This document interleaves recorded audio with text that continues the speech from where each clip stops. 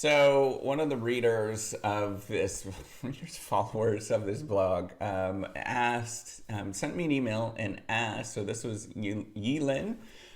Hey, by the way, they asked in your video, you mentioned that students should read the faculty's papers in advance, prepare for the interview. I understand how important this process is, and maybe I should write about how much their research matters to me.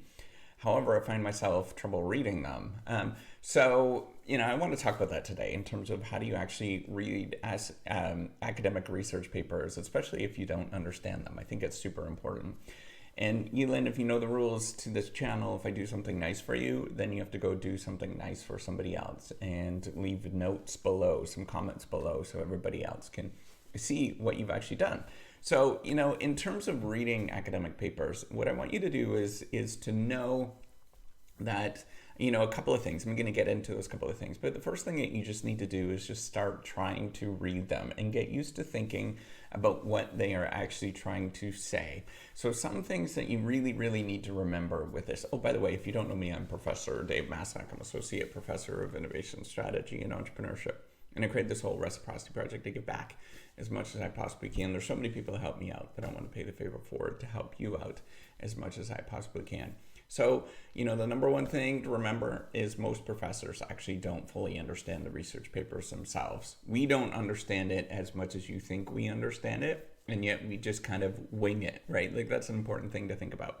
The only way, and this is the second thing that you're going to realize, the only way that you fully understand what somebody's actually doing and what they're trying to say is if you actually carry out that research. Once you actually go through the effort of doing it and trying it and working through something, then you kind of understand what the other person did. So replicating other people's work is really important to understand what they're actually trying to do. So remember that is an important thing for you to understand, is that you need to actually do the work. And so by reading it, you're not going to fully understand it, and that's okay. The third thing is that is the reason why you go to get education, right? Is we realize that you don't understand everything. That's why you're taking the courses. And there's a concept that's been around for a while now. It's called absorptive capacity. It's basically this idea that the more you learn, the more that you're able to learn and to transfer knowledge from different things. And we really need that. And the more that you actually learn from different things, the more that you actually sort of can do this. And so that's why getting, the different courses and things like that is the important thing. So, the fourth thing to remember is that you should just try to understand. Most of the time, people just don't even try. And if you try to make sense of what they're trying to do and resonate with what they're trying to do, that is the important thing. And I also want you to remember, because you're probably feeling really insecure at this point, is that if a faculty member, if a professor makes fun of you for trying, man, what a D-bag to actually do that. And if that is the case, that is a good sign of you staying away from that program, right? Like, get away from that nonsense. That is awful. But if they said, hey, you know what, you didn't quite understand this, let me help you out with this, that's a different sort of way of looking at it. That's very developmental, and that's very helpful. So remember, that is a good sign, is to see how people react to what you're actually trying to do. But if you try to think about what they're trying to say and you try to actually get into it, that's going to be really, really big.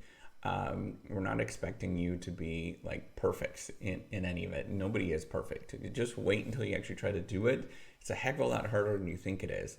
Turning that, what you're reading into tacit knowledge, or turning it into something that you have, codified knowledge, is really, really tough. And we all struggle with it. So don't try to fully understand everything that you read. It means that you're just learning. And as long as you kind of briefly understand what they're trying to do, and you try to actually make sense of what they're trying to do, that's all that matters, right? So hopefully this helps. And as you're doing this, realize we're all in a learning process. We're all learning. We're all getting a little better every day. All right, so with that, give me a thumbs up. Do subscribe to the YouTube channel. Take care. And oh, by the way, leave some nice comments below. We want to know what you did. All right, take care. Bye.